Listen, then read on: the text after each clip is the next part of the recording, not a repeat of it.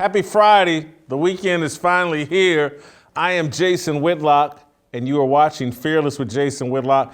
Thank you for joining me. Awesome show planned for you today. We're going to bring on our first country music artist. I've been out here in Nashville, in Music City now for 18, 19 months. And it was always, if you guys have paid attention to the way the studio is decorated, we got the two guitars, I got all these albums. I always wanted to tap into the musical part of Nashville. They call it Music City. And so that you start tapping into the music in Music City, you got to tap into the country music scene. And so we're going to bring on our first country music guest, JT Hodges, friend of mine. JT had a hit song a few years ago, Hunt You Down. He's performing live tonight right outside of Nashville. JT, friend of mine, friend of the show, he's going to come by and help us talk a little bit about what's going on in the music industry. And we're going to start the show talking about what's going on in the music industry, but not with JT, with an author that's written something very interesting. But later in the show, TJ Moe and Steve Kim will help me talk some NFL playoffs and the Dallas Cowboys. And Shemeka Michelle is here. She's going to help me talk about this music and M&M's, the peanuts, the candy, the chocolate-covered candy, has decided to go a little bit woke and a little bit non-binary, a little bit inclusive. We'll talk about that. But we're going to start by bringing in Ted Gioia, a musician and author. His latest book is Music, A Subversive History. Ted has written a piece that I found fascinating. Is old music killing new music? He's written this on his Substack. Ted's one of the smartest guys writing about music, and he's talking about how, people aren't really into new music, and the young people are actually buying music that I used to listen to when I was in junior high and high school and college. And I found it interesting because I just thought I was just an old fart that didn't like new music. Ted's story kind of helped me figure out, no one likes this stuff as much as they used to. But let's bring in Ted and let's let Ted explain the overall point he was trying to get across before I butcher it.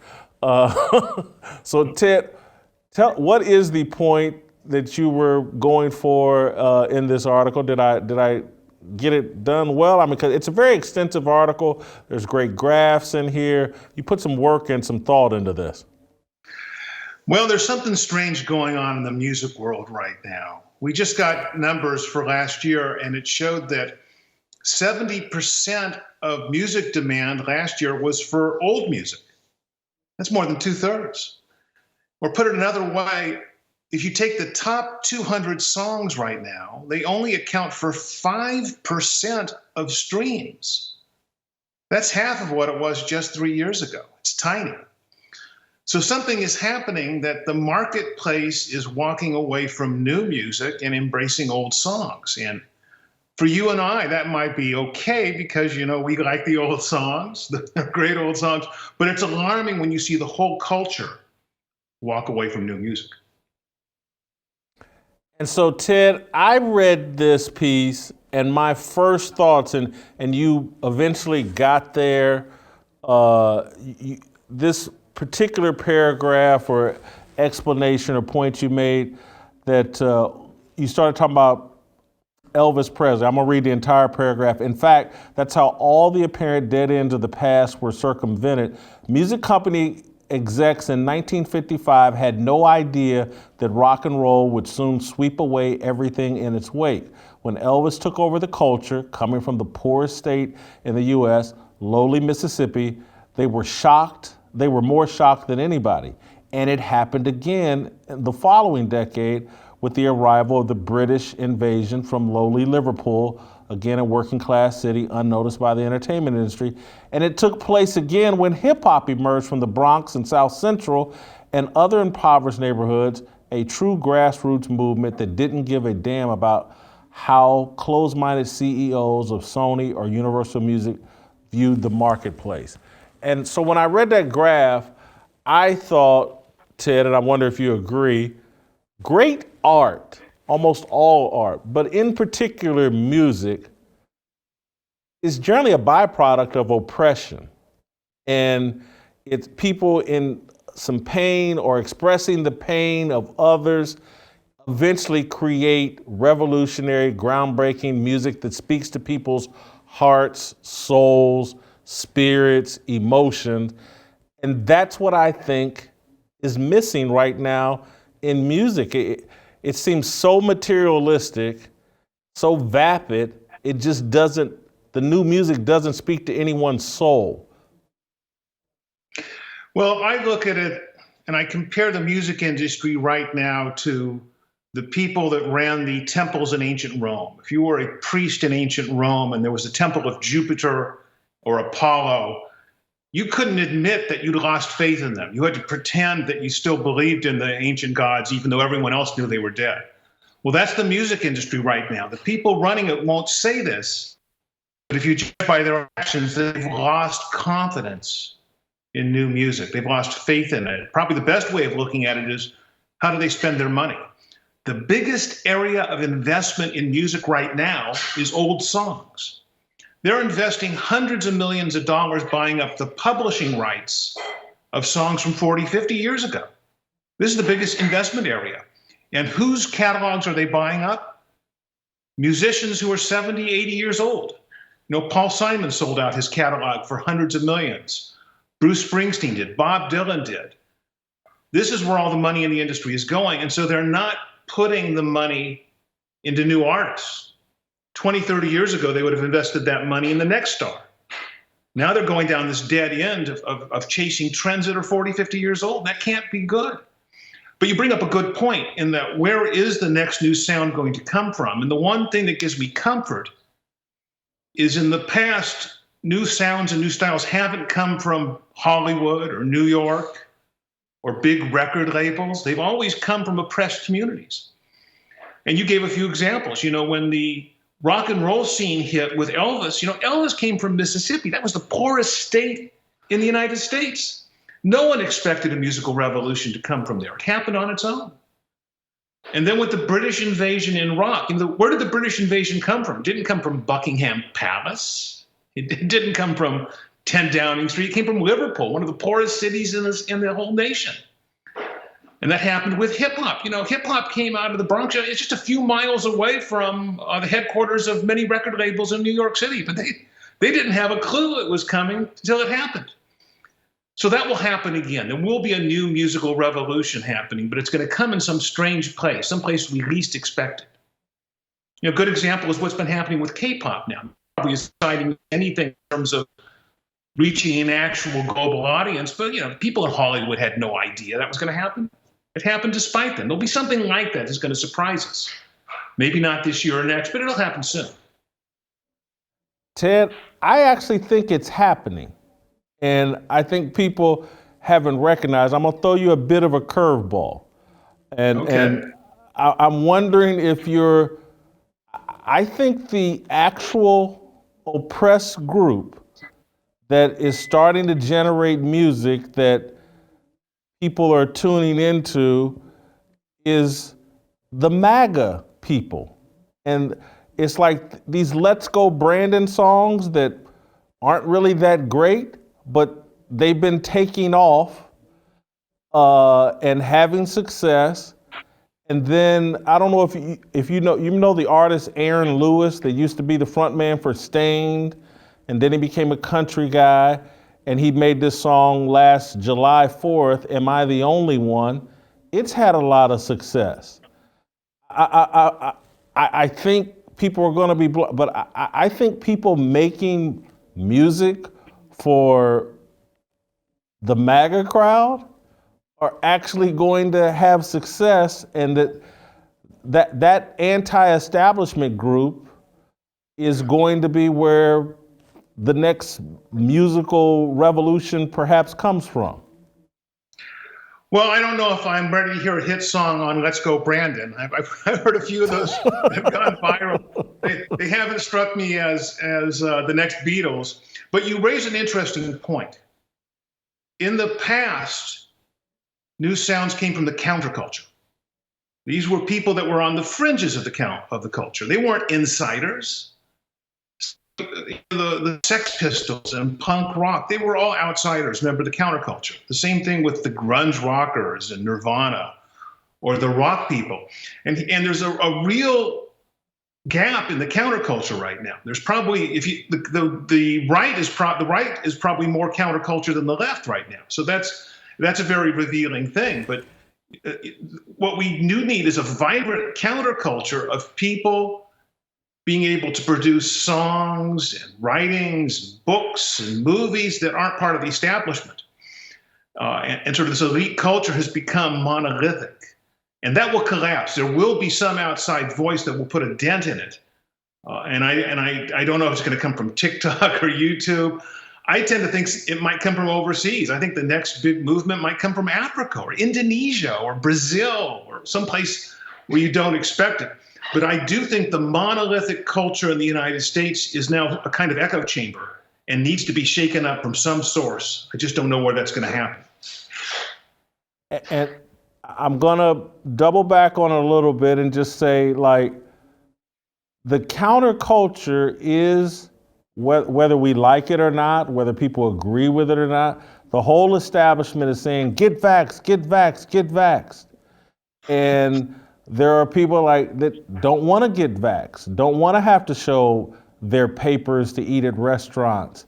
And there's all these people, you know, if you like Trump, you're the worst person in the world, you know, this, that, and another. And from that is going to come a brand and a style of music that, again, music that is counterculture against the establishment and music that speaks to people's hearts and emotions. And so I grew up on R&B and rap. And rap, when it first started, Rapper's Delight was kind of fun.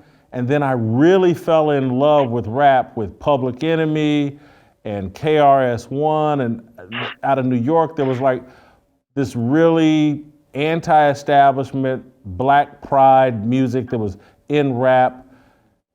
And then rap just became very materialistic and very hedonistic, and it just lost me. I just don't have the same level of passion. And when I look at Cardi B and what she raps, it just doesn't connect with people's souls and hearts.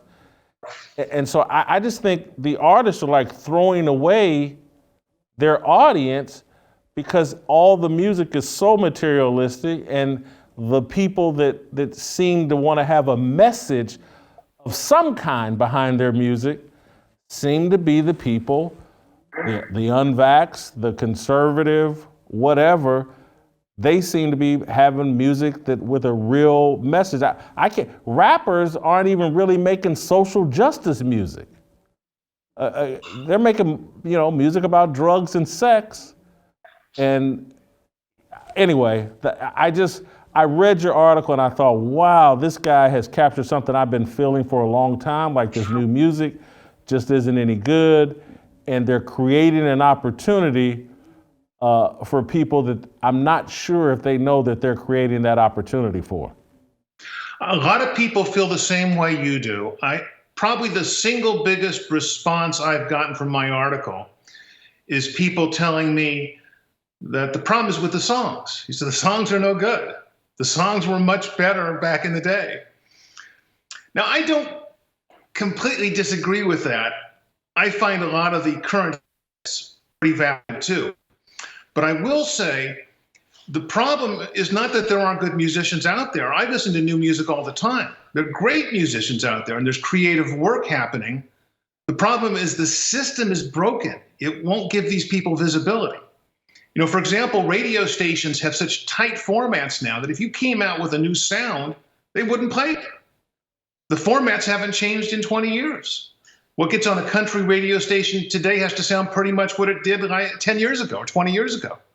Or pop or hip hop or jazz or classical music is the best example. Classical music doesn't change in decades. The problem is the whole music scene is now becoming like that. So it's not a fact that there aren't good musicians. The problem is they're not being nurtured. They're not being discovered by the music industry. They're not getting supported.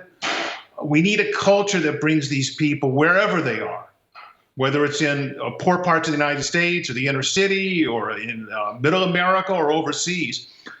We need to have more institutional support and more people that care and will bring them to the attention of us. Because let me tell you, there's great music out there. It's just, it's not getting a voice. And so, what do you think of my overall point about just like, I think all of art is in jeopardy because of how PC we've become. And I look at, comedy has been destroyed. And Dave Chappelle sticking his neck out and has actually increased his popularity, and he keeps saying like business has never been better. And then when I look over in the music space, I'm not a country music person, but I live here in Nashville, and so I follow it. This Morgan Wallen that was almost canceled over a drunken event in front of his house, popularity has never been higher. He's around Nashville. It's almost like Michael Jackson, the excitement that people have. Anywhere he goes, he sells out. And so I just think cancel culture has, Chris Rock took a chance, and it looks like Morgan Wallen is just falling into something, but it's destroying art. The PC culture is destroying all art, and these corporations are afraid to support the truly talented people that actually want to say something original and moving and that speaks to people. I just look at all of art being in jeopardy in this current environment and culture we have. Well, I'd like to avoid a situation where people on the left have their songs and people on the right have their songs, and we get into a culture war over that. Art should have a broader appeal than that. And even a political song should have a much larger appeal. I mean, if you go back to the Beatles or the Rolling Stones or Michael Jackson or Madonna, if you wanted to, you could interpret those politically or socially, but people grooved to them because they loved the beat, they loved the melody, the song spoke to them on an emotional level, an emotional platform. So my thought is that the next approach might be an approach that actually goes against politics. We may have politicized too much of our culture. Too much of what we decide on what we consume or gets included or excluded is on political criteria. I'm hoping that we have a larger vision, and I urge people that are the decision makers in the music industry to embrace that larger vision. But here's the bottom line.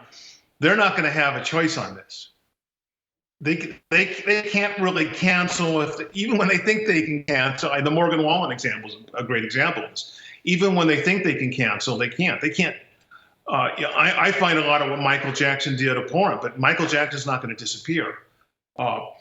And when the next new thing comes, it's not going to be 5 people in an office building in New York or Hollywood deciding who that next superstar is going to be. That gets nowhere. It's going to come from someplace unexpected, and it's going to reach the audience directly via the internet and other mechanisms. And people that try to either help it or stop it, it will be irrelevant. The music will speak to people again, much like it has done in the past. Ted, thank you so much for your time. Thanks for the piece you wrote. I will say this, I sounded like you took a little pot shot at Michael Jackson. I'm a Michael Jackson homer. And so it took a lot of great discipline for me not to scream out loud when you tried to take a little pot shot at Mike. Look, I'm from Indiana. He's such a big part of my child. I don't believe any of the allegations, but we'll discuss that the next time I have you. Thank you so much, Ted. That's a subject for another day. Appreciate it. Yeah, thank you. I think I'm right that the counterculture is going to come from the right, and that there's something to the fact that these Let's Go Brandon songs keep taking off virally. Aaron Lewis's song, Am I the Only One, has been a big hit and success, and Aaron Lewis has like really leaned into that screw the other guy's brand. Look, great music, just like he said. I mean, he made all the points that I wanted to make.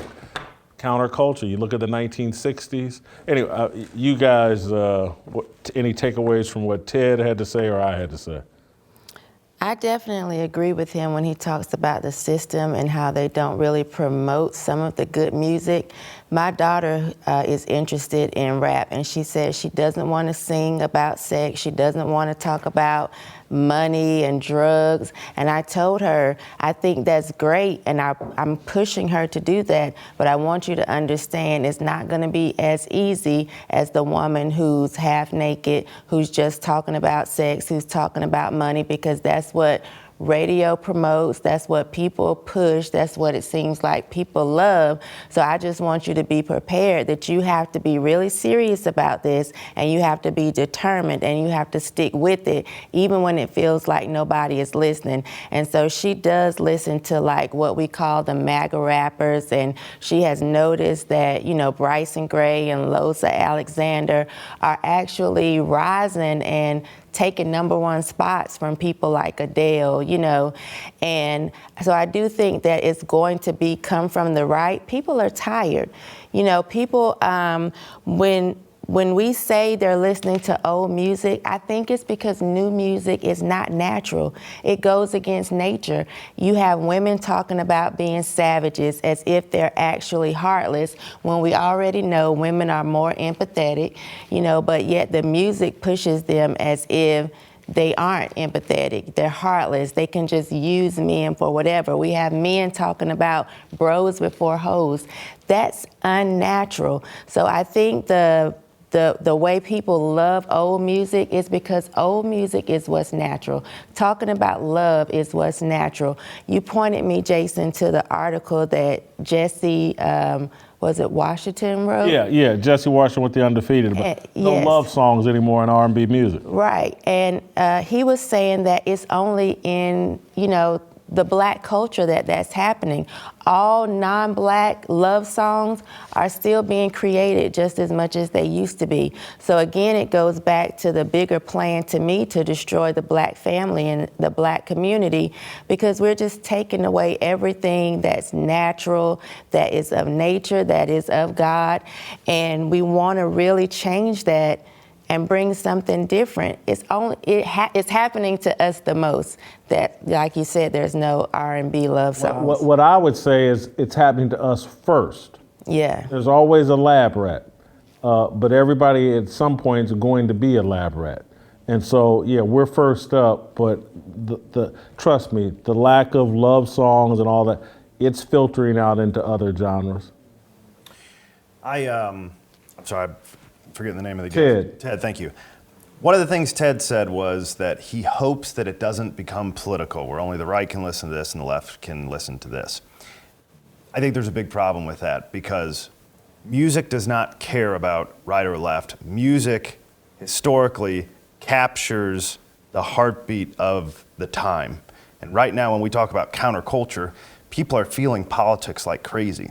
And so how a song is going to catch on is you hear something that starts to explain what you've been feeling.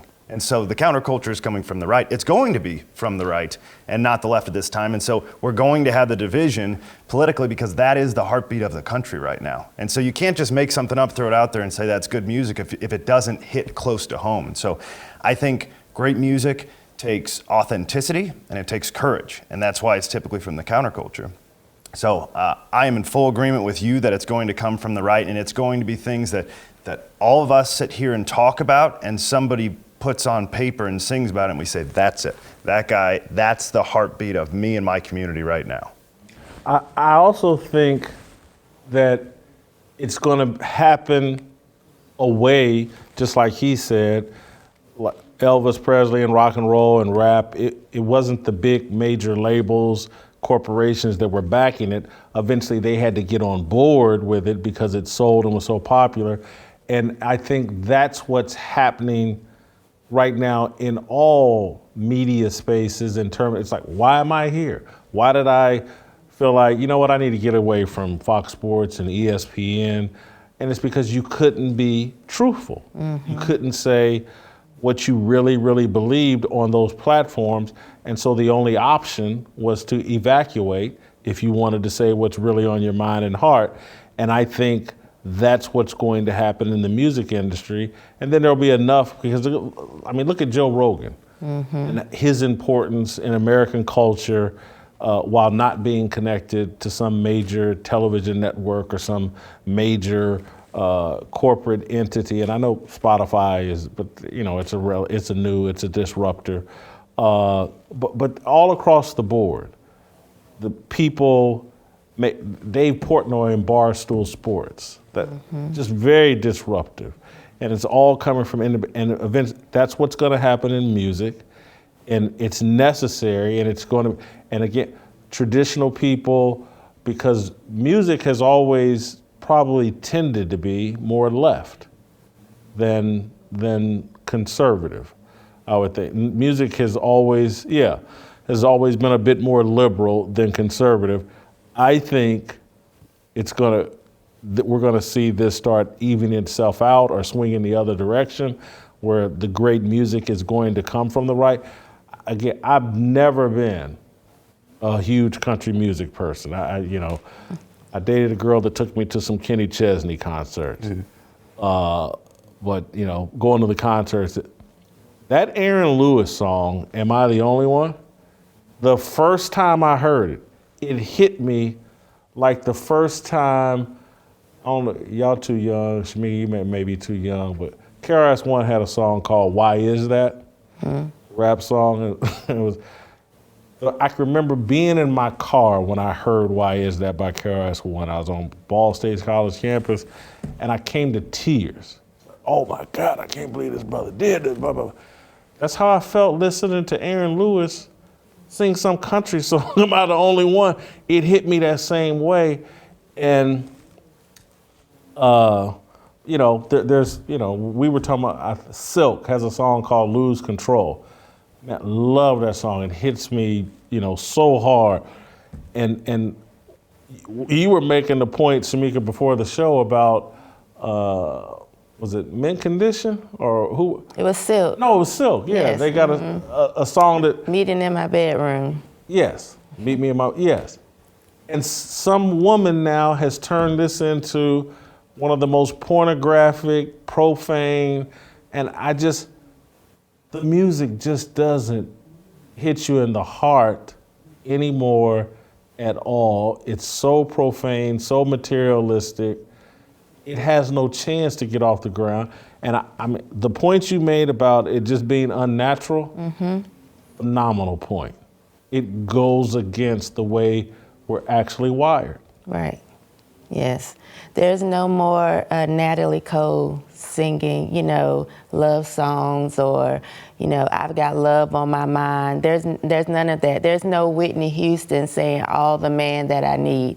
We need more of that because that's truly how we feel as women. There's no Lenny Williams, isn't that his name?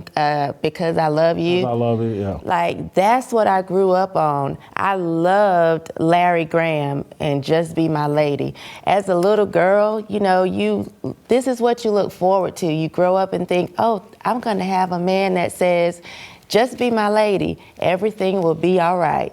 And now, that's not what they're telling you, but it doesn't feel right. And I think that even the younger generation know, I may like the way this sounds, this is cool, but it doesn't feel right.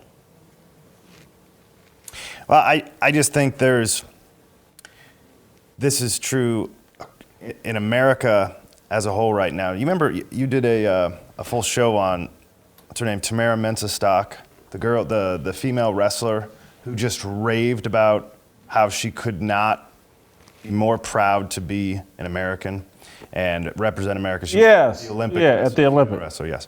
And so we can almost name, as conservatives right now, we are begging for people to speak our language on a public forum when we cannot be heard. She did that. How many female wrestlers can you name in the world, ever? And every time I hear her, it rings a bell. Oh yeah, that's the girl that loves America. And Jason Aldean, his wife came out with, she took a picture with like an anti-Biden social club t-shirt on. And he came out and said, I will never apologize for my beliefs or my love for my family and country. This is the greatest country in the world, and I want to keep it that way.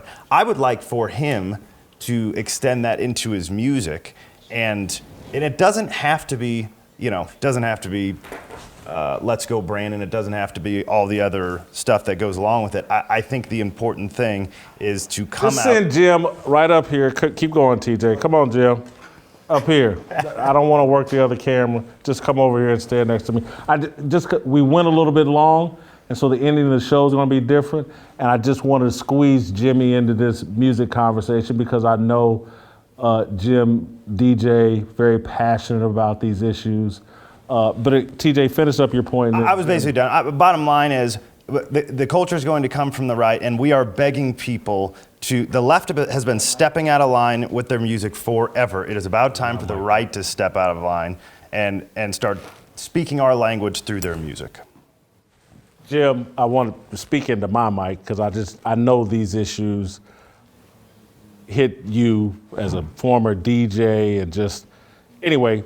Any thoughts on any of this stuff we've been discussing?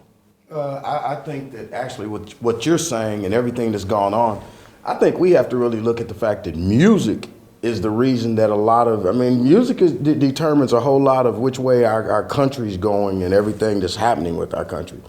Come on, Jason, our people didn't start really going officially to hell until NWA came out. You talk about we like PE and we like KRS-One. Hey man, who ran them off the box? Who ran them out? That is true. I've made that point many times about like rap music was going one direction, and then NWA sent it a completely different direction, and they did it by playing the police brutality card. And again, so all this conversation about police brutality, it's a rigged thing that they do all the time to promote divisiveness. And so everybody loves to say that NWA is some sort of revolutionary. They spoke truth to power. And I can never forget, I had a kid once, young guy that was all in the NWA. And he wasn't around back then, but I said, go listen to their 2 albums that they put out. They put out 2. Find me the songs that have some sort of positive message or some sort of establishment wrecking message, whatever. And F the Police is their positive song. Everything else is extremely pornographic, violent, misogynistic, pro killing black people, pro drug dealer, every song. Right. So they played the police brutality card. Oh, they're an important voice. We got to make a movie about them. They were revolutionary because they were pornographers.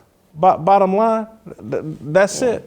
And so, they sent rap a completely different direction. It was by design, but out of time in this segment. No one likes to talk about sweat. So why do I keep bringing up Sweat Block on this show? Because they are just that good at what they do. Created and recommended by doctors, Sweat Block has helped me in my daily fight to keep my sweating down and under control. And as I told you earlier this week, not everybody has the sweating problem. Not everybody. And so Sweat Block, you would think it's not for everybody. I don't have a big sweat. What if you're a hunter? What if you like to camp? What if you're someone in our audience, and our audience is stocked with people that like to hunt, like to fish, like to be in the outdoors? You're gonna be in the outdoors all day, a day or 2, 3 days, how long. Sweat Block is perfect for you. It will keep you fresh and refreshed. Nothing worse than being out in the woods and smelling yourself and stinking, and maybe your girl likes to hunt with you and you're sweaty and stinking. Maybe she's sweaty and stinking. Maybe when you go home and you can't feel like you can hug your kids, your wife, your girlfriend, whatever, your dog doesn't want to be around you because you stink, you've been out in the woods all day. Not if you use Sweat Block. Sweat Block is perfect for you. You put it on in the morning, you put it on the night before, and trust me, you're covered for 2, 3, 4 days. sometimes as much as all week. It's an awesome gift for everybody. If you like to be outdoors, if you like to hunt fish, whatever. It's not just for people that sweat all the time or are a little overweight, get in front of these cameras and they break out in the sweat. It's for everybody at some point. So go to sweatblock.com, use the promo code FEARLESS. You can get 20% off right now if you go to sweatblock.com and use the promo code FEARLESS. Sweatblock is for everybody at some point, and it's for you. They're a great sponsor. They're great believers in the message that we try to promote on this show. Go to Sweatblock. All right, stay tuned. JT Hodges just around the corner. Next. All right, Uncle Jimmy is supposed to be showing up here, but you know UJ going to be UJ. I give him about an 80% chance of actually coming in. You know what this is all about. You probably all have seen the clip, but while we wait, you're going to watch him. This tantrum he threw the other day, I'm going to play it again. All right, there's tomorrow. I haven't heard tomorrow in 2 weeks. You've been... No, this is a family show, Jim. Hey,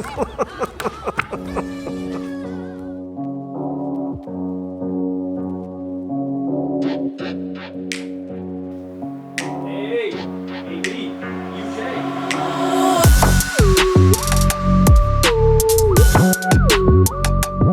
What's with those glasses? If I keep these on, can't nobody take my temperature, especially anally, man. So, Go ahead. what happened? What, you want the real story, man? With the real story? The real story, man? Look, man, I'm gonna tell you straight out, man. I was getting ready to do, I was talking about my opening, man, and I told him, I said, Jay, I can't do all of that you want me to do, man. So I said, man, my foot is hurt. For real, coach, I can't do it, man. And yeah, man, y'all don't know Jason like I know him, man. He just looked at me, man, just told me, man, to get off the show, man. You said you injured your foot, but you ran out of there doing like jumping jacks. Let me just ask you a question. Bob, have you ever heard of hey man, what's that thing my doctor said I had? Dilapidated lateral ligament. Yeah, he said I dilapidated my lateral ligament. You hear me, man? You know what that means, Bob? You know what that means, Bob? That means that I'm human, Bob. Bob, that means that I'm not a extraterrestrial or something, man. Hold up now.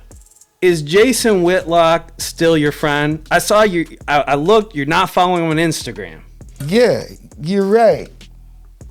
I'm not following him. You know why? Because he don't follow me. That's why I took my shirt off. Because he don't follow nobody that don't take their shirt off. See, ask him about that. If he's my friend, then tell me something, man. Why do I have to come out here every day just to earn a meager salary? Hey, man, why am I the only one that's on the prove it contract, man? Why am I the only one on here? Play here, buy here contract. TJ Moe don't play on that kind of contract, do he? Huh? What about Steve Kim? Steve Kim on that kind of contract? Who's the best player on this team, Bob? Jason Whitlock. A show is only as strong as its strongest link. You know who the strongest link is on this show? I am, Bob. Do you know why I'm the strongest link? Because I carry Whitlock's ass every day, man. I carry him every day on this show. You gotta be a f***ing tank to carry a man that size, man. Do I look like a f***ing tank to you, Bob? Honestly, man, do you know what I do for this show, man? I open close this Jason be having me cooking dressed up all crazy. Then I be sitting up, I gotta wear a damn cowboy hat and talk to some white boy named Butter out there in the wilderness. Like we doing a damn Brokeback Mountain or something, humpback in the wilderness. You know what I'm saying, man? No, man, UJ bigger than that, man. For real, man, I'm the star show, man. We saw you walk off. Was the foot really real? You let me show everybody right now my foot? We'll look at it. You know what, man? Let me tell you something, man. You know what? I tell you what, man. You know what, man? You know what? I take my. You want to see? Look, you know what, man? Here, you happy with that, Bob? You know what I mean? You know what I mean? Now you happy there? Yep. So, hey, so y'all just gonna let my shit sit up here and burn?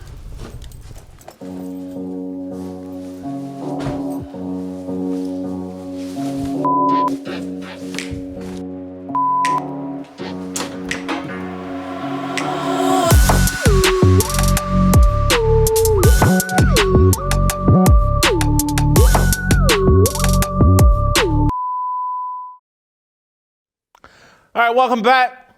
All right, we just had a very interesting discussion about music, and Ted Gioia's article that we were talking about in the previous segment, I sent it to JT Hodges, our next guest, last night because I wanted to get his thoughts on it.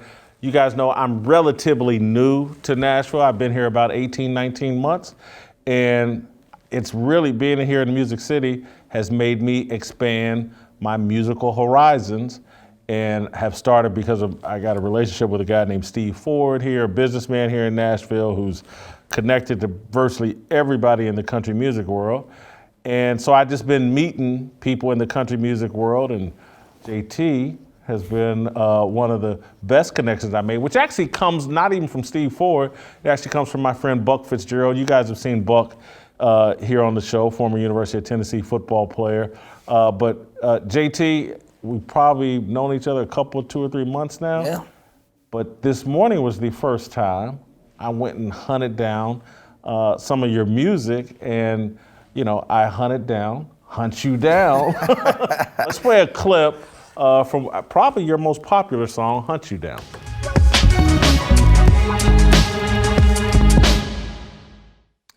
And so I'm trying to lean into the music here in Nashville, Tennessee.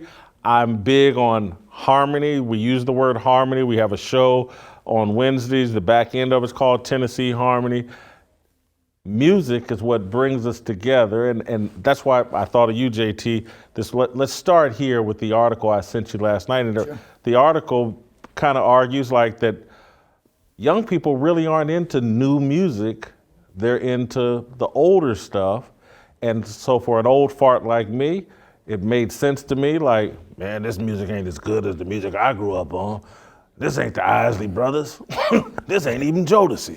And so how did that article land with you, a performer who had some success previously and is now working your way back in, probably going to release some new music this year? How'd that land with you? Well, I'll tell you, the first thing I'll say is there's one thing I know about the music business, and that's that I don't know a damn thing about the music business.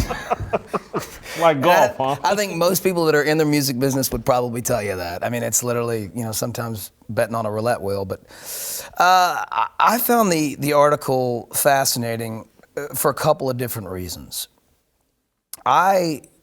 Now, I'm a little different than most. I grew up in my father started up the first multi-track recording studio ever built in Dallas, Fort Worth. It was called Buffalo Sound Studios.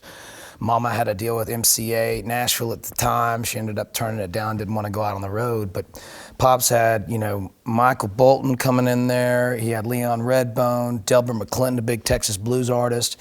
And so I grew up around that environment, so I listened to a lot of that class, which is probably considered old music today, right? But most people, it's a medium thing. When I was growing up, you pretty much had radio, and then you had maybe MTV, right? You had those two mediums, and ultimately everything, all the artists like the U2s, the Motley Crues, and in the country world, the Alan Jacksons, the George Straits. You had radio, and you had GAC, CMT, MTV, and those were the mediums. So you became invested in the artist. There was also something going on back then, which was called artist development.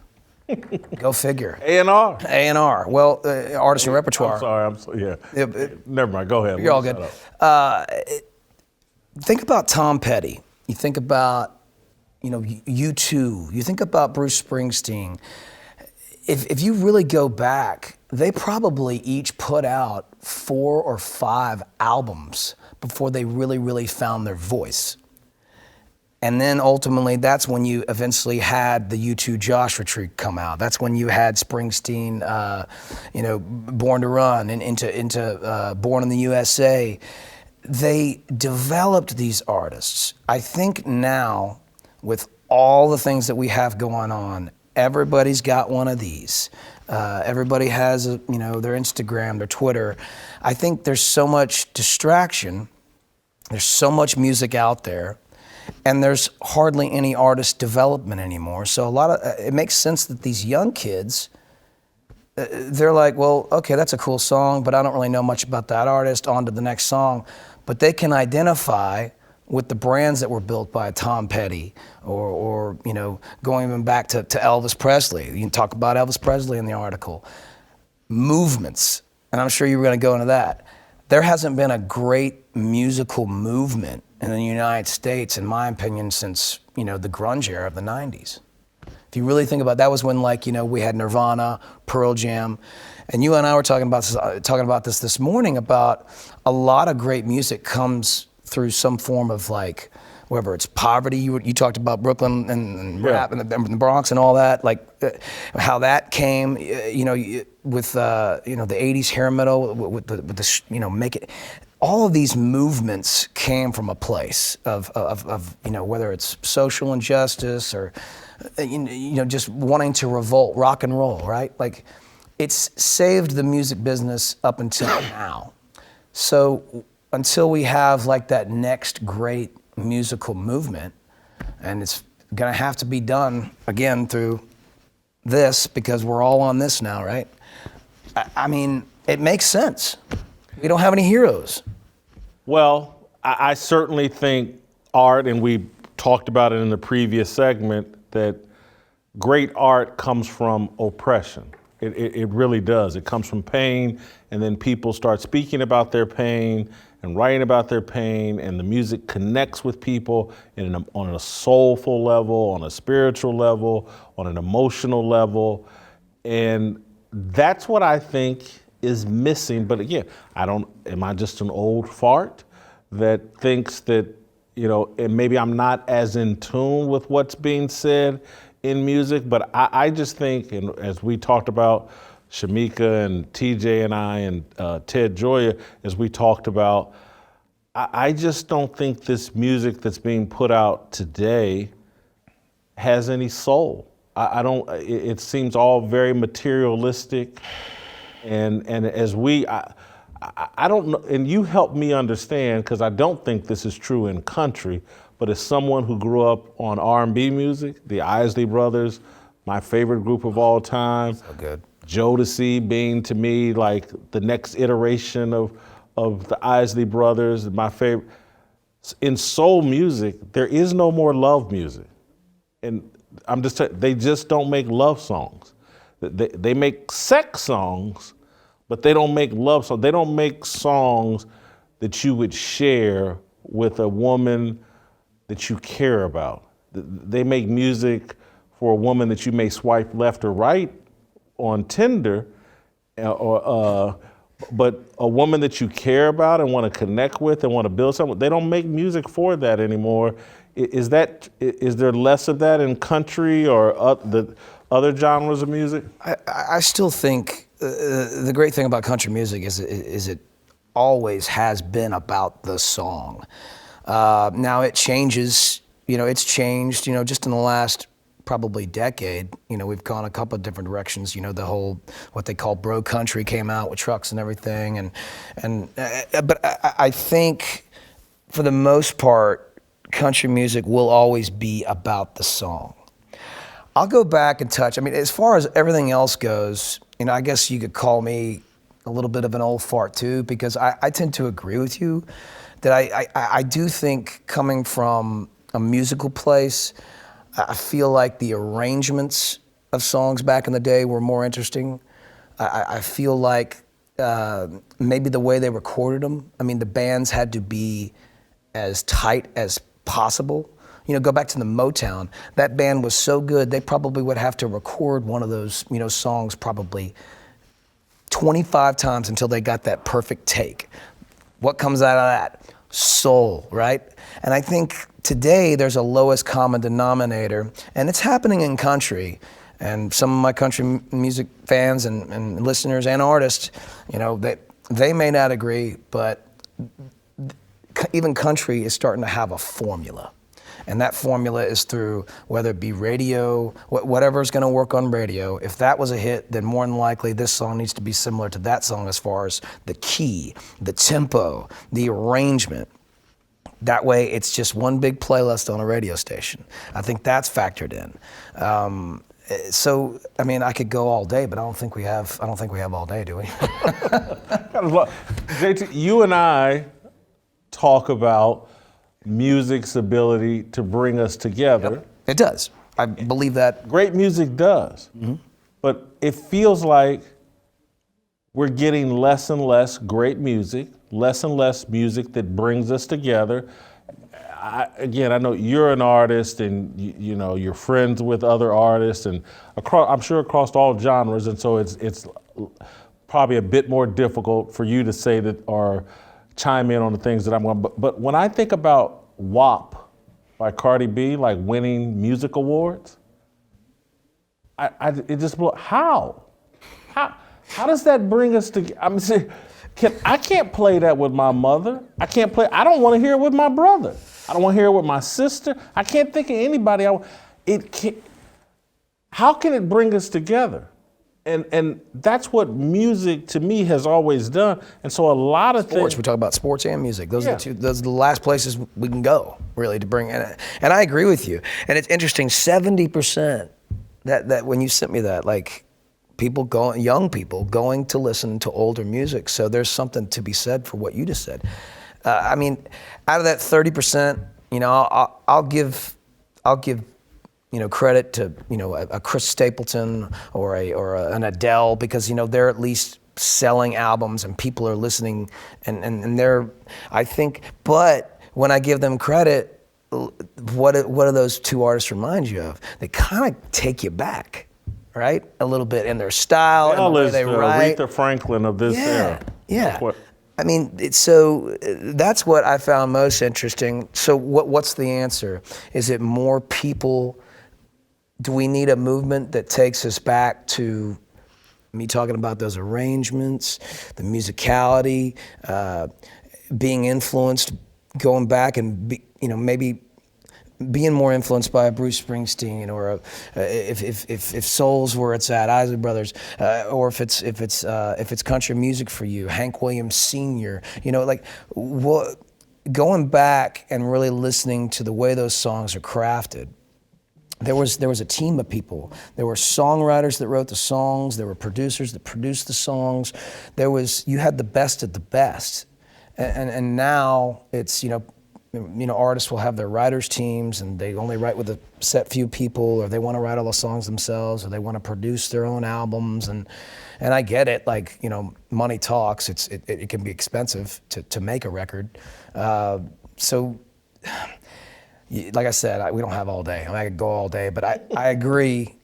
I do agree that that the old fart thinks that it's a lot of music today lacks the soul it needs. It needs to. It's okay to sing about loss. It's okay to sing about love. It's okay to say I love you in a song. You don't have to say I want you. We got plenty of I want you songs out right now. Let's get to the chase. Let's cut to the chase. Let's not swipe, and let's sit down, have a drink, and look each other eye to eye, and let's hear that song. So at some point I want to ask you about your Dallas Cowboys. Oh, God. Because I know you're a Cowboys fan. I'm going to go ahead and leave at that point. But I want to, since we're here, I would like for you're performing live tonight. Yes, sir. You told me you're trying to release some new music. The new music you're trying to release and trying to lean into, what's it going to be about? Who's influencing you right now? Maybe it's, again, you got great parents from the music industry, you're friends with everybody in the music industry. What's your music going to be about in 2022? Well, I tell you, now that you sent that article, I don't know. No, I'm kidding. Because I tell you, I am one of that 70%. A lot of the stuff I've been listening to, classic rock. I'm actually listening to a lot of bluegrass, believe it or not, but a lot of classic rock. This year, I told myself, it's been probably 3 years since I've made, I won't even say a record, I guess a compilation of songs, let's call it that. I've got 200 songs that I need to sift through, that I've written and I've just put in a vault. I want to sift through those, and then I'm writing a few now that I'm excited about, but I want to put a pile of work together and just put that out. And so that's my goal this year. I'm leaning more towards less a country record per se and more towards a heartland rock album, which would that would put me in the John Mellencamp, Steve Miller, I guess zone. Huh. Only because I get like tonight when I play, I get the most joy out of that kind of high energy rock and roll. And the ballads, the way they approach it. So I like John Mellencamp. He's from Indiana, if our memory serves me correct. He is a Bloomington, Indiana. Yep. That's from my era of college. John Cougar Mellencamp. You were born in a small town? Yes, I was. Your Dallas Cowboys absolutely stink. I'm not surprised. They were overvalued in the NFC East. They beat up on a bunch of NFC East teams and aren't really any good. And Jerry Jones today didn't give a ringing endorsement of your head coach, Mike McCarthy. Well, I don't know, Mike. Apologies, but that's one thing Jerry's said right. I mean, but I gotta say this. We can't just continue to make it all about the coaching. I love Dak. I love Zeke. I love these players, right? But at some point, 14 penalties. This team consistently has shown in every one of their losses, which they never got blown out unless you want to count that Denver. I guess Denver kind of blew them out, but they beat themselves in every single game. Now, you could put that on coaching not having them prepared, but I put a little bit of responsibility on the players. Maybe the moment's too big. I don't know. I do think that there's a difference. I'd love to see all these other players that aren't on the Dallas Cowboys come over and play for the Dallas Cowboys. There's a lot more pressure and a spotlight on America's team. Cry me a river. It's true. Dak Prescott's getting paid $42 million, I think. 75 this year. Yeah, yeah, whatever it is. And he didn't play all that well. He did not. He did not.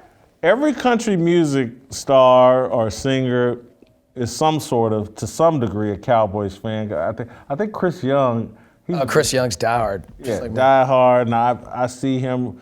I think he and Dak are friends or whatever. So I know it's hard for y'all to talk about your quarterback, but maybe your quarterback's just not worth $42 million. I mean, I like Dak. I think he's a leader. I mean, all you can do is get back to the drawing board and try to see if you can make another run. I mean, I have been cursed as being somebody that was in high school when we had the Dallas Cowboy glory days, when we won 3 Super Bowls in 4 years, and the Jimmy Johnson, Barry Switzer era. And so I've been cursed the last 2 decades, almost 3, right? I guess we're getting close to. Yes. We're getting close to 3 decades. Last time the Cowboys were any good, JT, you weren't even old enough to appreciate it. No, I was. I remember. I was in high school. I remember. So that's why I'm saying I'm cursed, because I remember those glory days, and well, they'll pass you by. Didn't they win? They last won a Super Bowl in 1995. You were probably in what, 6th grade? No, I was in high school. I was a junior in high school. Oh, you're older than I thought. Thanks. Plastic surgery. No, I'm just kidding. Hey, man, I appreciate you coming by. Appreciate you. Thanks for having me. Great job. All right, go to youtube.com/Jason Whitlock. Hit that subscribe, hit the likes. If you're listening over Apple, hit that 5-star review. Shemeka Michelle, TJ, Moe. Next, we're going to talk a little bit about M&Ms. M&Ms have gone woke. All that and more. Next. It's my obligation, no hate, discrimination, raising up your hands for freedom. We must exist in a state of man glorious, as we are protected by the red, the white, and the blue. But remember, the mind is the key. The fearless soldier pledges to place God first and foremost in his everyday endeavors of life. We, the fearless army, are one nation under God, indivisible, with freedom and a belief in the American dream. The men bold enough to join our movement comprise what we like to call the New Dream Team. We are leaders of our families, our churches, and of this nation. We reject the seeds of division that are planted by corporate media misinformation.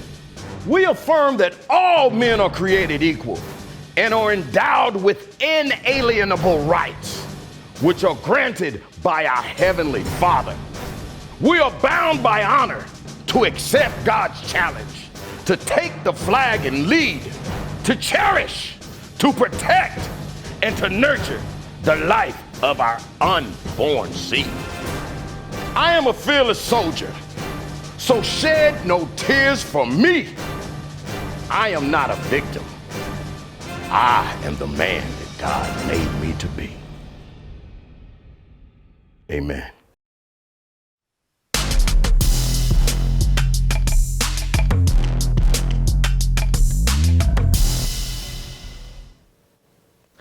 All right, welcome back. And welcome TJ and Shemeka back. This story is something Shemeka brought up, and it certainly captured my attention. M&Ms. They're going to be more inclusive in their marketing and branding, and I've got a story pulled up here from NBC News. M&Ms are getting a new look to become more inclusive. People jokingly think they should be hotter. Rolling Stone has a different headline on its M&M story. Let the green M&M be a nasty little slut. That's the headline on the Rolling Stone article.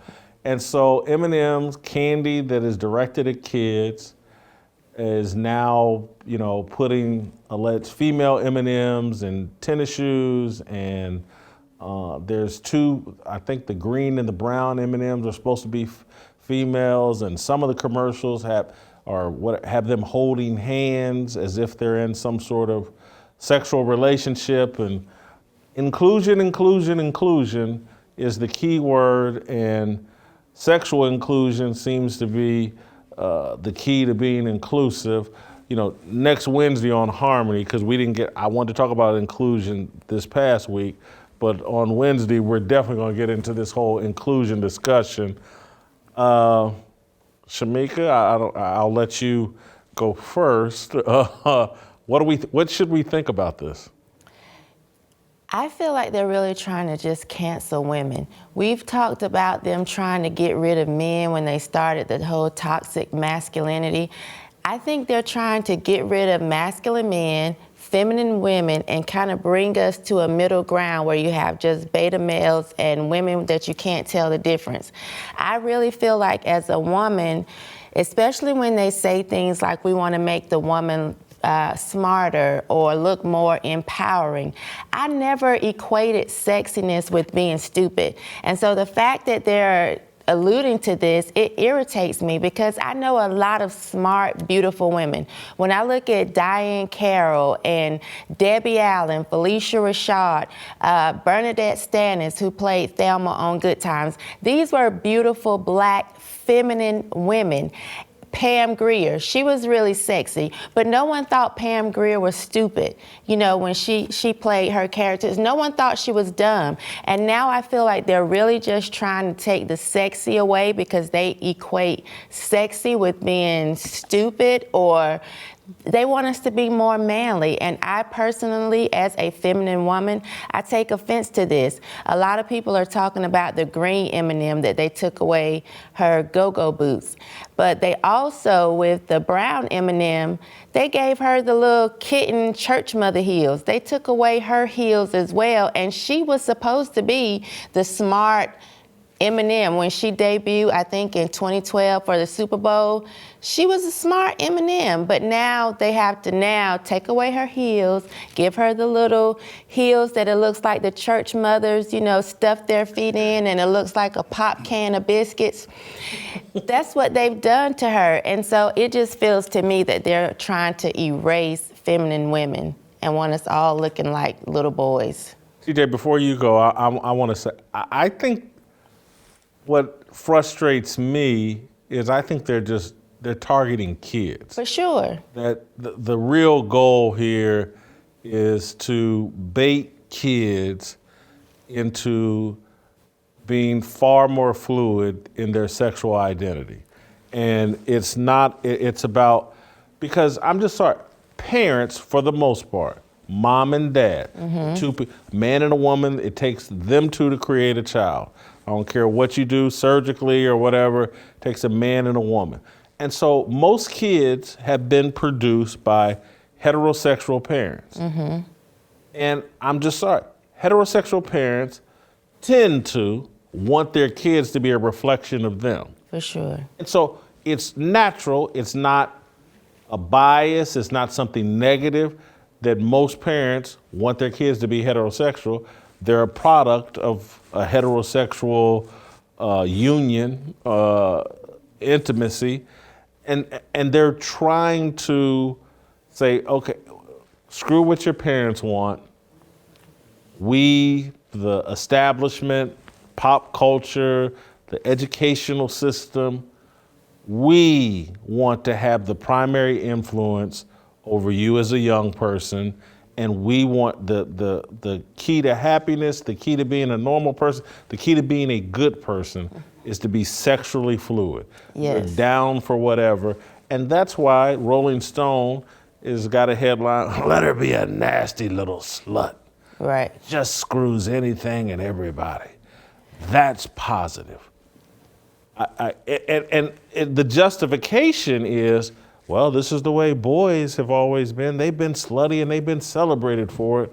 So why can't we make women slutty and let's celebrate them for it? And perhaps the real agenda should be, let's make everybody less slutty. Right. Yeah. That might improve society, and that might lead to more kids being born to mom and dad and a marriage where they can be properly developed. But, I'm gonna let TJ hop in, but I got some follow-up points. Well, you mentioned the heterosexual parents typically want their kids to act as they do and sort of be an extension of who they are.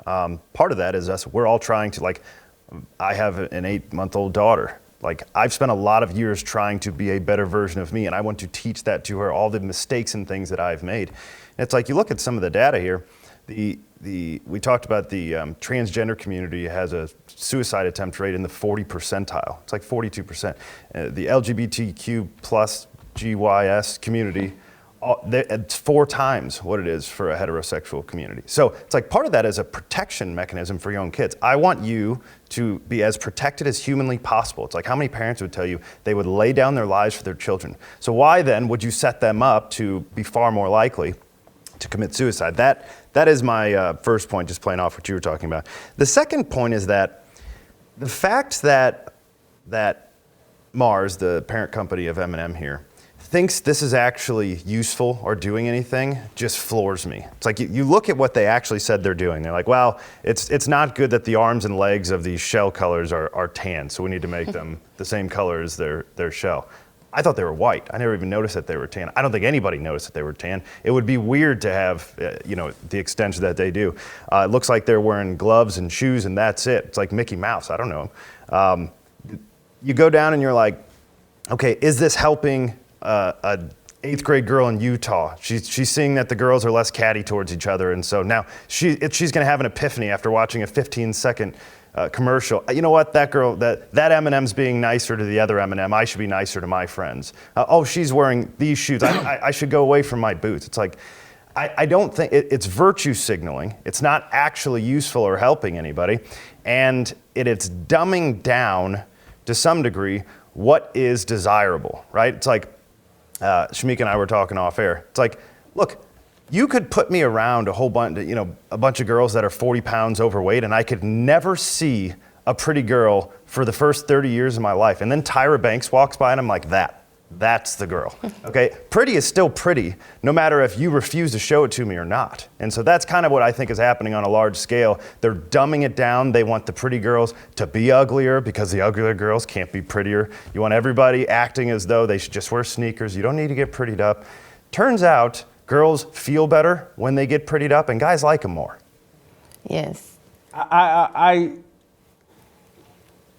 You said they're virtue signaling, which to some degree they are, but I contend their game plan is far more insidious than making themselves look good. And I love your point about, look, the suicide rates for transgender, the suicide rate for LGBT, and what their argument is, well, if society was more accepting of transgenders and LGBT, they would be less likely to commit suicide. It's the ridicule and not fitting in is what makes them prone to suicide. And so if we take away anybody complaining about or ridiculing them or teasing, and the teasing and ridicule, I'm actually against. When I think back, and I was not the worst kid back when I was in junior high and high school in terms of bullying or treating the few out of the closet gay kids. I was never into bullying them. But I do know their experience in high school was not great. That a lot of kids they didn't know how to fit in. And so their argument is like, if we remove all these standards and everybody's seen as normal, gays, transgenders won't commit suicide. And to some degree, I understand that. But for the society to function as a whole, we can't just legalize everything because some people feel bad about it. I will guarantee you, fat people have a higher rate of suicide than skinny people. Fat people get jokes told on them and get ridiculed. And this is where I go, I'm a very simple person. If your identity is in Christ, it goes right off your shoulders. I make the best fat jokes about me. And fat jokes about me don't bother me in the slightest. Again, there's truth in them in terms of, I've been in a constant battle trying to get my weight. I exercise most days, blah, blah, blah. I know that being overweight's not good, but my self-confidence hasn't been ruined by it because, again, I'm a child of God. I care less if TJ Moe or Uncle Jimmy or whatever cracks a joke about my weight. God comes down and cracks a joke about it, I'm gonna have a problem. Rest of y'all, catch these hands, I guess. I agree with you when you say they're targeting children, because my 16-year-old sent this to me, and then my 18-year-old, just after looking at it, said, oh, like she didn't understand at first what the big deal was, and then she went and did a little looking, I guess, in her type of circles, and she said, oh, that's why they're calling the green one, saying they made her into a stud. And so children are paying attention to what they did, and they are now saying that they made the green one into a stud because they put her in the sneakers. And so they are trying to target children because children are paying attention to these changes, whereas they had no idea before that they were really M&M characters until they made this big deal about it. And I know in 2015, they tried before to say they were, like you said, lesbians and in a relationship, were they transgender? And so I do think they look at things that they know attract kids, cartoons, any type of characters, to get their attention and to, like you said, say this is okay. It reminds me of 1984, the movie, when everybody just looked the same. It was like they wore the same uniform, same clothes. You can go in now clothing stores that used to be, you had a male side and a female side, and now they want to take all of those out, just like in toys, the sections, you know. I think you made a really good point, and that was that we used to teach kids that their identity should be in Christ. And that's everything I was taught growing up. And so that even when I'm failing at that, I know that ultimately when I'm in the proper place that I was taught to be in, when I'm feeling balanced in my life, that's what I'm aiming for, and this is who I am. What we're teaching kids now is that their identity is their sexuality. I mean, how destructive can you possibly be? So then you say, this is who you are, and one, you're trying to figure out, that we don't just say your identity is your sexuality, we say, by the way, 7-year-old, what is your sexuality? Right. Let me know, and then that's who you are. So you are tasked at an unbelievably young age where you don't know anything to determine what your sexuality is. And then we tell you that's the most important thing about you and you need to spend the rest of your life getting everybody else to respect your decision. I mean, good luck with that. When they should really be they should be no sexual because they should not even be having sex at such a young age. You shouldn't know. Yesterday and today over social media, there was a Melissa Harris Perry commercial that was getting circulated, and it was made 4 or 5 years ago when she was at MSNBC, and it really lands on my overall point on this in terms of the commercial was an MSNBC commercial, Melissa Harris Perry basically talking about we got to get people to quit seeing their kids as theirs. Their kids are ours. It's the entire community. And it's the craziest thing I've ever seen. I'm upset with myself because I'm sure I saw the commercial previously and didn't understand just how dangerous and evil it was. But they're literally trying to convince parents, those kids aren't yours. Mm-hmm. They're ours. And we get the school system and we get to decide everything about them and what's good for them. That is crazy. And it's evil and it's satanic because I believe, and I don't have kids, y'all do, but I've thought this for a long time. The greatest gift that God gives you is a child. And he tasked you with the responsibility of developing that child and caring and nurturing and doing all that. And they're trying, it's like the greatest thing a human being could do, they want to take it away from you and hand it to the government. Right. That's crazy. Get your Fearless Army swag at shopblazemedia.com/fearless. TJ and Steve Kim will talk some NFL playoffs and some Dallas Cowboy football.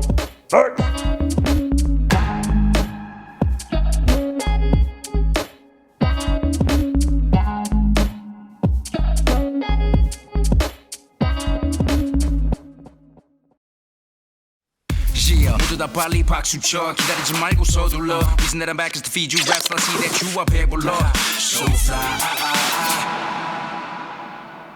All right, welcome back. Time to roll out to Los Angeles and bring in the Korean Cosell to talk a little NFL playoffs, and we'll tack a little Dallas Cowboys on at the end of this. I don't know if you know this, TJ, but Jerry Jones had some comments today that weren't a ringing endorsement of Mike McCarthy. We'll talk about that a little bit with Steve Kim, but let's first start with the what I consider the game of the weekend. Yeah, it's the game of the weekend because it's the one I think where the biggest upset's going to happen. The Cincinnati Bengals versus the Tennessee Titans. Joe Burrow, a franchise quarterback, versus Ryan Tannehill, a emergency quarterback. I don't know what. Ryan Tannehill's going to throw an interception that's going to cost him the game. I think the Bengals are going to win. We'll start with the Korean Cosell. Steve, am I crazy for thinking that Joe Burrow is going to win his second playoff game over the number 1 seeded and overvalued Tennessee Titans? I like the Titans. I like Mike Vrabel. I like all their players. I think their quarterback is going to make a big mistake that will cost them the game. But am I crazy for thinking that? Well, first of all, I'm beginning to think this is really a battle between Jason Whitlock and TJ Moe, because I know you guys are on the opposite ends of the spectrum. Here's my view of the Bengals. Bright young team. They have a franchise quarterback. I get the sense they're about a year away. History is not on their side. I believe they're 0-7 on the road in the playoffs. Again, what that has to do with the price of tea in China in 2022, I really don't know. But Jason, there is something I agree with you about Tannehill. He's okay. He's a very serviceable guy. But Derrick Henry, the Bama Slammer, is coming back, and now it can become Ryan training wheels again, because if that big fella is ready to go and operate the way he usually does, and they can start controlling down and distance, this game becomes much easier for Ryan Tannehill to succeed as he gets favorable looks. They got a week's rest. They're at home. I look at them as the more veteran team. I like the Titans here. I like the nickname Ryan Training Wheels. I think that's awesome. TJ, I'm sure you love it as well. I am a Bengals guy this weekend. Oh, wow. I am a Bengals guy. They are going the wrong direction. So we keep saying, okay, part of the reason I liked the Bucs coming into the Packers coming into this year is because everybody's getting healthy at the right time. That's true for the Titans, except I think they're rushing them back. We actually had some guys on the Packers, David Bakhtiari and such. They actually played in the final games of the year, and they were able to get their feet underneath them.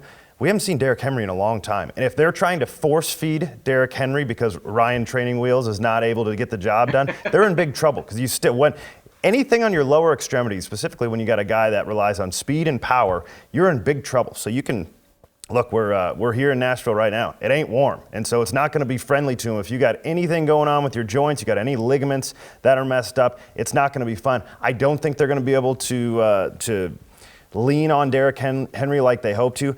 I also think Joe Burrow and Patrick Mahomes are the future Peyton Manning and Tom Brady here.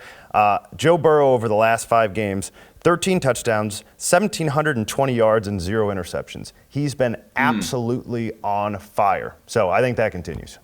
Yeah, TJ, I want to say this, though, about that matchup. You're right about Derrick Henry. He may not be what we saw throughout September and October. The one matchup that worries me about the Bengals, as I go Rick Pitino here, I love Joseph Burrow, but as of right now, Anthony Munoz ain't walking through that door. Max Montoya ain't walking through that door. Will Anderson is not walking through that door. The offensive line of the Bengals, it's going to be a real issue. I think it's a little bit below average. And the Titans are a really violent, physical bunch. I expect this is going to be one of those games where Joe Burrow says, I grew up here. I learned something about playoff football. And again, I think those teams that generally have a week's rest, especially if they're banged up a little bit, I think have a real advantage coming into the playoffs. I'm not that particularly impressed with the Titans' offensive line this year. And so I hear you. The Bengals would love to have an overweight Andre Smith this weekend. I know their offensive line hasn't been the greatest. But look, man, Jamar Chase is the real deal. Joe Mixon's the real deal. Joe Burrow is the real deal. Is Derrick Henry the real deal? Absolutely. A.J. Brown? Yeah. I think another guy that has been exposed this year, and I know injuries have played an issue or whatever, but they didn't get what they thought they were getting from Julio Jones. And I don't think he's going to magically reappear in the cold in January here in Tennessee. I think the Bengals have the better playmakers. I think the Bengals defense is underrated. And I think the Bengals have a momentum, and I hate this word. I hate it, but I'm going to use it. I think they have a swagger that's going to help them. I hate that. I do hate that. I take that back. Yeah, I hate it. It's the most overused word, and they have a confidence that I think is going to serve them well this weekend. But let's keep it moving. 49ers, Green Bay Packers. I think this is the year of Aaron Rodgers. I think that Aaron Rodgers in the Super Bowl would produce enormous ratings. I think he's beloved and polarizing. I think he's long overdue. I think that this is his moment in time this season, the unvaxxed quarterback going all the way to the Super Bowl. And this week, he's getting to play against Jimmy Garoppolo. Yeah. And Jimmy Garoppolo I'm off the Jimmy Garoppolo. Jimmy G-string, I'm off him. He's going to throw some interceptions. Packers are going to win here. TJ, I'm going to let you go first this time. We talk a lot about weather, and I had to play in cold weather myself, so I know how miserable it is. You at Ball State obviously had to. Indianapolis ain't exactly the desert. So this is the night game, which does not bode well for the 49ers who are out there in the Bay. It is going to be a high of 20 and a low of -1 in Green Bay. The game starts at 7:15. By 9 o'clock, it's going to be in the single digits. This is going to be one of those games where you can see everybody's breath. You're going to know who's really tired because his breath's going to be going 3 feet out. I think Aaron Rodgers thrives in these conditions. Jimmy Garoppolo was in a dome last week. He threw for 172 yards and an interception, and somehow they still won that game against the Cowboys. So Jimmy Garoppolo is not the guy. They paid him like he should be the guy. They traded for him from the Patriots as though he would be the guy. He's never been that guy. The biggest thing he's done since he's been in San Francisco is date a porn star. I don't think he's been particularly good or interesting. I think Aaron Rodgers and Devontae Adams will be exactly the guys that they have been for the last several years, and they're going to, as I said when I picked you said, is there one good team? I'm still going with the Packers. I actually think they're going to run away with it this year. Yeah, he publicly dated a porn star. That was my real objection. Go ahead, Kim. Jason, TJ, Garoppolo made history. He's the only quarterback in NFL history that was on the winning team of a playoff game, and I said, this guy has no future with the team. He was that bad in the fourth quarter. I literally said they won and they got a bum at quarterback. And I used to be a big Jimmy G advocate. One player that's criminally overlooked for the Packers that has emerged, and he fits perfectly because he looks like a mutter and a cold weather running back, is A.J. Dillon, the Boston College Bull. He's been a revelation this year. Gives them some physicality and some real girth in the short yardage. He makes the job easier for Aaron Jones. They make a dynamic 1-2 punch. And playing in a cold weather school at Boston College is the way he did, where it's really productive for all 3 years. And he moves a pile. And in games like this is where guys, they're a little bit reticent to tackle guys like this because it gets really difficult and tough. And Dillon in the playoffs, I think, will be a breakout type of complimentary star. And I'm with you, TJ. If there is a team that I'd say, Steve, you have to bet your life savings on one team to win it all, it would be the Packers. All right, so we're all in agreement there. I don't think we're going to be all in agreement with this next game, which is all these games are really good, to be honest with you, this weekend. As bad as Super Wildcard Weekend was, the divisional weekend has a chance to be enormous. The St. Louis Rams. Taking them back to St. Louis, huh? St. Louis Rams. I do appreciate that while I'm sitting here. The Los Angeles Rams versus the Tampa Bay Buccaneers. And I'm going to go out on another limb here. I'm going to take Matt Stafford and the Rams in an upset of the Tampa Bay Buccaneers. I think the Bucs are a bit overvalued. I've always been a Matt Stafford fan. And it's not. None of what I'm saying is a shot at Tom Brady. I just think it's Matt Stafford's time, and I think he plays big here. And the Rams pull off an upset. I'll let you hop in here, Steve Kim. You're out there in Los Angeles. Think your Rams can pull it off? It's interesting, Jay. I don't disagree with you. And sometimes football comes down to individual matchups. This is one thing I noticed last week as they blew out the Eagles. When Tristan Wirfs, who's going to be this perennial Pro Bowler at right tackle, went down, that offensive line fell apart and Brady started to get scuffed up a little bit. And again, it didn't really matter in the long, big picture of the game because it was such a lopsided game. But he's not healthy. And if you look at the Rams, this is why they brought in Von Miller time. This is his time to make a difference. He's been okay. He's probably at the tail end of what's been a Hall of Fame career. But this organization brought him in for moments like this. Now, they have Aaron Donald right up the middle, best pure player in football. Von Miller was brought in for a particular game where we need a little bit of edge pressure. I thought he played very well against Arizona. And the Buccaneers are still banged up at wide receiver. Jason, make room on the bandwagon. Don't make me the driver, but I'm going to go with you. I think the Rams pull the upset here. Don't trust the Asian driver. You could be on the front side. You got that. Yeah, we would not make you the driver, Steve. Yeah, no, do we have total agreement here? We haven't even mentioned Odell Beckham Jr. This is a big stage for him. Me and Steve should have compared notes. We are all on full agreement here. I am. If there's a bandwagon to be driven, I am the driver of the Tom Brady bandwagon and have been for a number of years here. However, this is where I say Steve and I should have compared notes. It is not right tackle that I'm concerned about, it's center. And that's Ryan Jensen, who got rolled up on and has been, if he's 80% against Aaron Donald, good frickin' luck. And I've seen Tom Brady. The kryptonite to Tom Brady is a banged up offensive line. He right now is the most athletic he's ever been, and he's the least athletic quarterback in the league. I mean, he can't move. Everybody's aware he can't move. So he doesn't even try to avoid sacks. He just gets down before somebody hurts him. In the Peyton Manning mode. No, he totally is. And so that, I think, is it's Donald versus Ryan Jensen, and Jensen is unbelievably good. Not when he's injured, though. And nobody's unbelievably good against Aaron Donald. So I think that's the matchup of the game. The second matchup of the game is the guy that nobody's been able to stop for the whole year.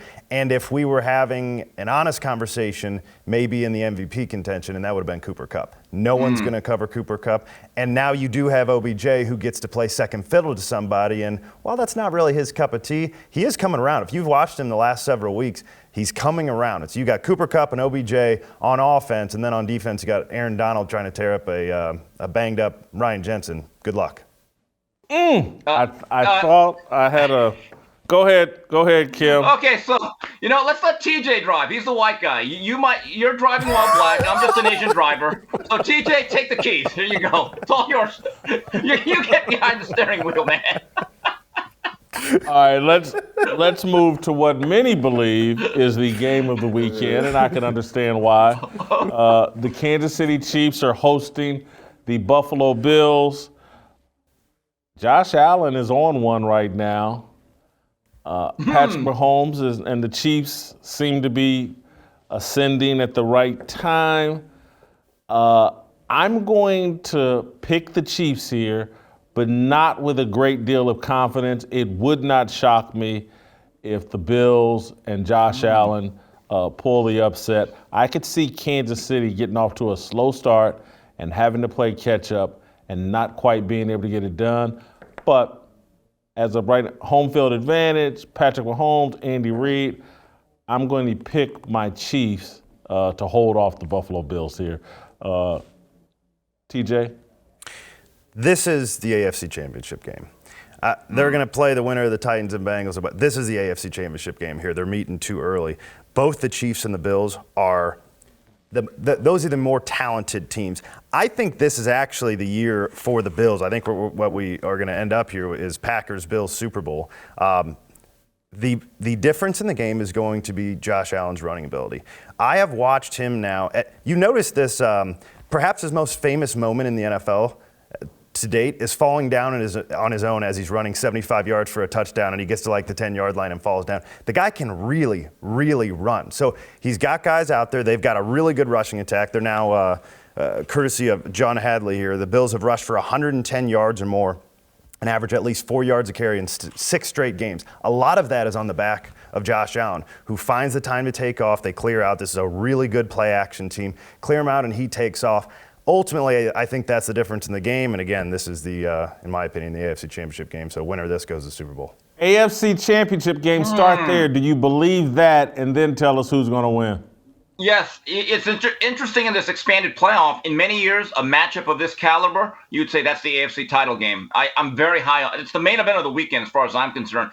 And Jason, I'm going to call you Mr. Simpson because I think you might be a little bit of a homer here. I have a question for you, Jason. Should Josh Allen come out of Arrowhead and go 2-0 and one of them in the playoffs? In the immortal words of the late, great Emmanuel Stewart, who I was very, very close to, I truly believe that Josh Allen, like a Tommy Hearns, is the elite. Would he finally be an elite quarterback? Because to me, this is about Josh Allen. He wins this. He's now legitimately a top 3 player. And I'm kind of with TJ here. Across the board, player for player, especially at defensive line where the Bills have drafted a lot of capital in investing in Ed Oliver, Greg Rousseau, and other guys that are really good. They're the better team, but here's what concerns me. There is the revenge factor, and it's generally very difficult to beat a really good team twice at home in the same season. But when it comes down to it, it's football. You're going to start playing. I think the Bills are the better football team. I think they're the best in the AFC. Disagree with both of you all in terms. I do think the Chiefs are going to win this game. If Buffalo does do that, yes. Is Josh Allen elite? Okay. No question about it. Your whole little statement about him being top 3 quarterback will be justified. When you first said that, it just didn't strike me well. But I would have to say it would be Aaron Rodgers, Patrick Mahomes, and Josh Allen. And I know that Tom Brady, Bruce Arians thinks anyone that thinks Tom Brady in the MVP is crazy and stupid and it would be a travesty. But I would agree with you that Josh Allen is elite. All right, let's talk about everybody's favorite topic, the Dallas Cowboys. Jerry Jones. Steve, you said, because I don't have my phone with me and on my laptop I couldn't. You don't have an iPhone, so I can't call up your text message here. But set the table. Jerry Jones had some comments on the radio, I believe, this morning that didn't sound like quite an endorsement of Mike McCarthy. Go ahead and refresh my memory on that. Yeah, my Jerry Jones imitation isn't very good, but he basically said, I'm sick of working on stuff in the middle of the season. I'm sick of saying, oh, we got to work on this after week 1. I'm just sick of it. There comes an expectation that we want to win playoff game. And look, the tone of it was very simple. This should have been our year to at least get to the Super Bowl. We failed. And I think there's an underlying tone to all of that. And at his age, he's not guaranteed wait till next year. It is what it is. And he's still haunted, in my view, by the departure of Jimmy Johnson. Yeah, he won a Super Bowl in 95. Let's be honest. Jimmy Johnson built that team. He's wanted for the last 25, 30 years to add to his legacy, to win a Lombardi trophy on his time with his thoughts and his team. But he made it very clear to Mike McCarthy, you blew it. That was the message. I do think it's fair to put that criticism on Mike McCarthy, but I think overall, Jerry Jones has to look at himself in the mirror for the instability. Again, I don't think that organization has a clear leadership tree. Jerry Jones is in the way of the head coach. And it's not, I didn't think Mike McCarthy was the right hire from the get-go. But that's only because I thought they needed to hire a coach who would push Jerry to the background, and that head coach would have to be the guy, and the guy that all the players had to answer to. I thought the other layer to this was, and I think we shared this with you, TJ, earlier this week. Troy Aikman made some interesting comments about the quarterback play in the Dallas game. He didn't go directly at Dak, but he thought the soft coverage on CeeDee Lamb should have been exploited. And he said he had a conversation with Peyton Manning, and they were both shocked that the Cowboys didn't exploit the single coverage the 49ers, or the soft coverage the 49ers were giving CeeDee Lamb. And it kind of blew Troy Aikman's mind and Peyton Manning's mind. And what I thought they were missing or insinuating in that conversation is Troy and Peyton were saying back in our day, a quarterback could look out there and see that, get in the head coach or the offensive coordinator's ear and exploit that. Whereas in this modern day, where all quarterbacks are coming out of college programs where they look to the sideline before every play and look to the sideline a second time right before they snap the ball, I just don't think quarterbacks think the game. Any of them. This isn't me picking on Dak. Virtually, other than Aaron Rodgers and Tom Brady, I'm not sure any of these quarterbacks out there are out reading, evaluating the defenses the way that Aikman and Peyton Manning and quarterbacks in previous eras did, because they just have, they're micromanaged from the college game all the way through the pros. And so there was some bad coverage that needed to be exploited, and Dallas couldn't hop on it. And so Troy was somewhat pointing the finger at the coaching staff, but he was also pointing the finger at, like, what have we've crippled and quarterbacks, and none of them can think on their own or do anything.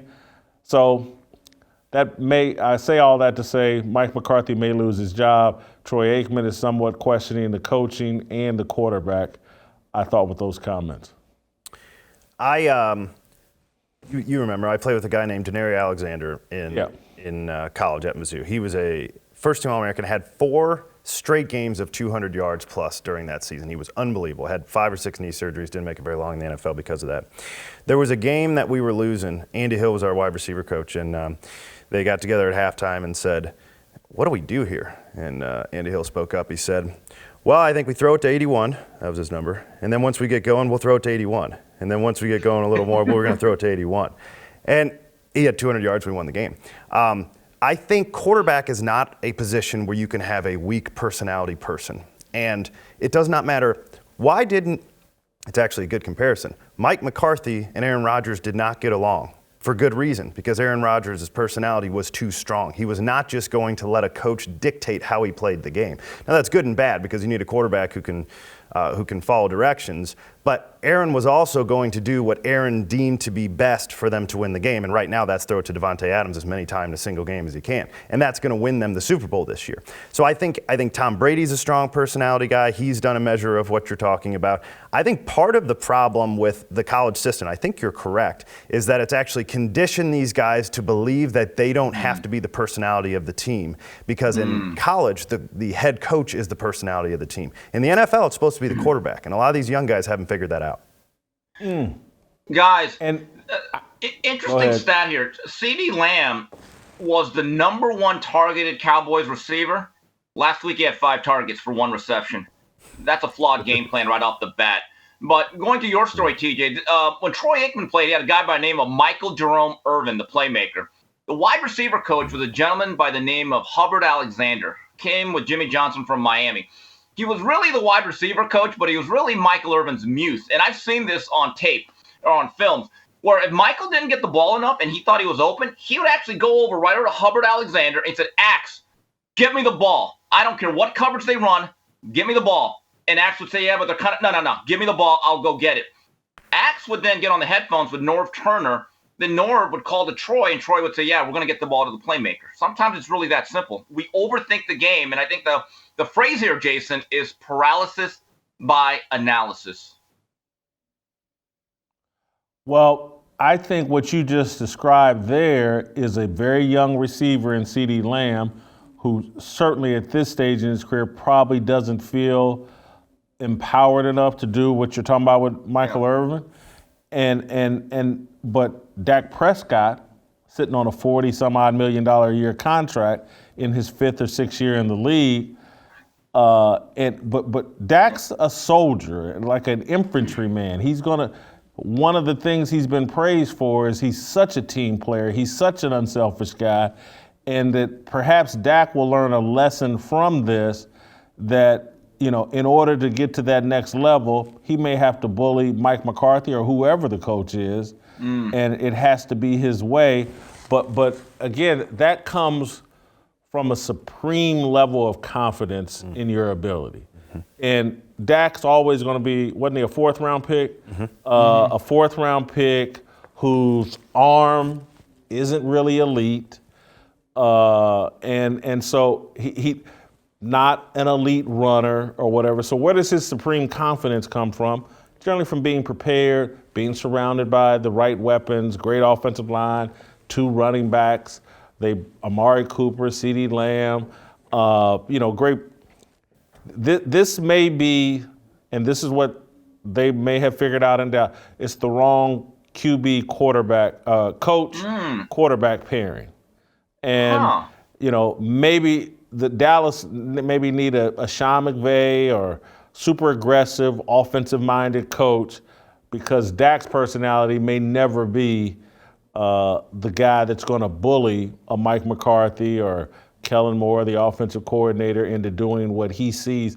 That's never been him. And there's a great deal of responsibility. When you start saying, "I want control and I want to do this," eventually, when things don't go right, you get blamed for that. And Jason, some people don't want that pressure. I want to make a point, and you talk about being a hyper-aggressive offensive coordinator. I thought Kellen Moore did not try to establish the running game at all. Look, run-pass ratio can be very, very tricky to really gauge because of the style of the ball game. But Dak got hit early. They never tried to establish the running game. I believe they had 43 passing attempts and right around 21 rushing attempts. Very imbalanced. We talk about being aggressive. I thought Kellen Moore should have been more conservative. But I have never seen a team that had as successful a season as the Cowboys, where they won 12 games with so many question marks going into the offseason, because I don't look at them as an old team. They seem to be in their physical prime outside of Zeke Elliott. But here's the thing that's interesting about the Cowboys. If you look at their record outside the NFC East, they're sub 500. And so, and Jason, I know this applies to you because you did a lot of perusing on Instagram back in the day, not now. But there's some women out there that look unbelievable on Instagram. You're like, wow. Then you see them in person after they get out of the pool. They don't look as nice. They're like, oh, you still look nice. You're not what I saw on Instagram. So I just wonder, was this whole season a bit of a Instagram filter season for the Cowboys? It's a really interesting question to ask. Totally agree with you. The NFC East made the Cowboys look better than what they really are. And that's one of the reasons why I thought they were going to lose. And Steve, thank you. Great job. We're going to let you go. But it reminds me, are you guys old enough to, well, Steve certainly is. This reminds me more of MySpace. I don't know if you, Tom was everybody's first friend. Yeah, the MySpace, I'm talking about, women were magnificent what they could do with their MySpace pictures. I once, and this is inappropriate for me to say, but everything I say is virtually inappropriate. I'll never forget, me and a very good friend of mine, I'll say Dennis, I won't say his last name. We got in this huge debate about this girl that was following both of us, or we were following her on MySpace or whatever. She lived in Kansas City. I met her first. She looked incredible on MySpace. She was actually a dwarf. I'm not kidding. Saw her, and I had to talk Dennis. That's the proper term, isn't it? Is that the proper term? I was going to say midget. Looking for a breakout, feeling like a standoff, nothing in life like freedom. Came like a fighter, striking like a ladder, making all these moves for freedom. I want freedom. No negotiation, my sister, no relation. We all just wanna have freedom. Sitting on a corner, never been alone. I'm breaking my back for freedom. Blessed, we are living, get back. We are receiving, no deceiving. We all wanna be free. We want freedom. I wanna be. I just